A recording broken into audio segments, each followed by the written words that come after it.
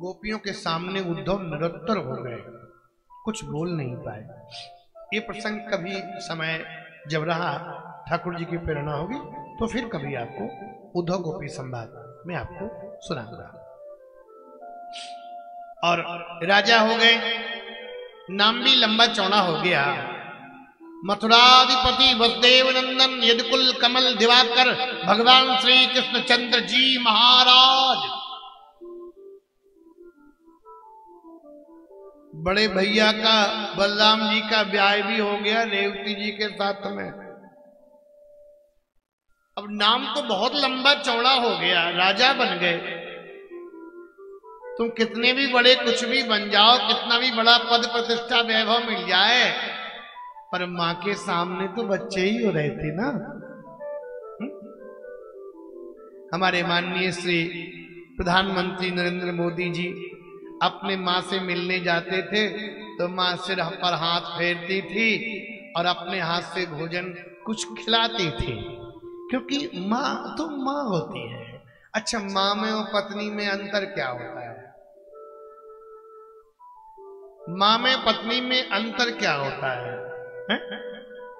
क्यों शास्त्री जी? बच्चा जब बाहर से आता है तो मां बच्चे का क्या देखती? पेट, कुछ खाया कि नहीं खाया, पहले भोजन कर लो फिर बात करेंगे। और श्रीमती देखती है जेब कितने लाए कमा के। क्या यहाँ की तो ऐसी हिमाचल की नहीं है। हाँ, बुरा मत मानना, हम तो बाहर की कह रहे हैं, बोलो जय श्री कृष्ण। क्योंकि यहाँ हमें 6 तक तो पक्के रहना ही है, 7 को जाना है। वो बुरा मान जाओ तो मान जाओ, कौन हमको चुनाव लड़ना है यहाँ से कि आप नाराज हो जाएंगे। तो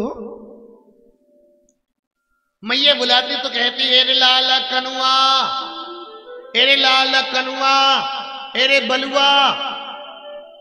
नाम लंबा चौड़ा हो गया, सगाई करने वाला कोई आता ही नहीं, लिकाड़े ही अच्छा नहीं है, कौन बिटिया दे देगा? ऐसा दामाद पसंद करोगे? इसके घर में घुस गए, उसके घर में घुस गए, इसकी चुनरी तानी, उसकी चुनरी तानी, ऐसा कोई दामाद पसंद नहीं करेगा।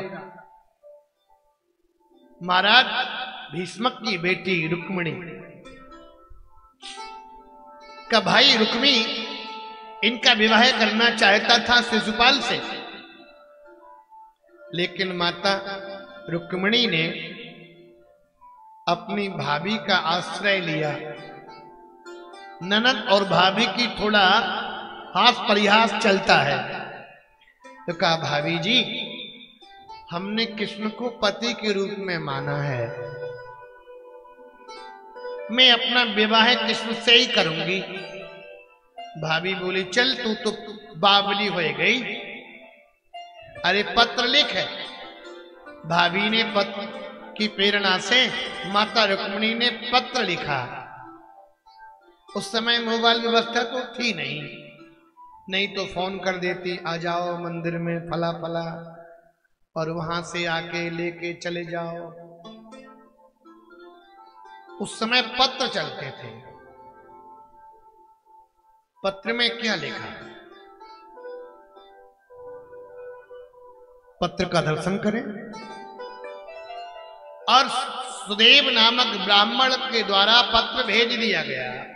पत्र जैसे ही भेजा, भगवान को पत्र मिला तो भगवान ने कहा इस पत्र को ब्राह्मण देवता आप ही कहो, मैं अपना पत्र। ब्राह्मण बोला अब गोपनीय पत्र है, इसको आप ही पढ़ें। भगवान बोले मेरी कोई गोपनीय वस्तु है ही नहीं, जो है सब खुल्लम खुल्ला उजागर होता मेरा था। पंडित जी ने पत्र पढ़ा।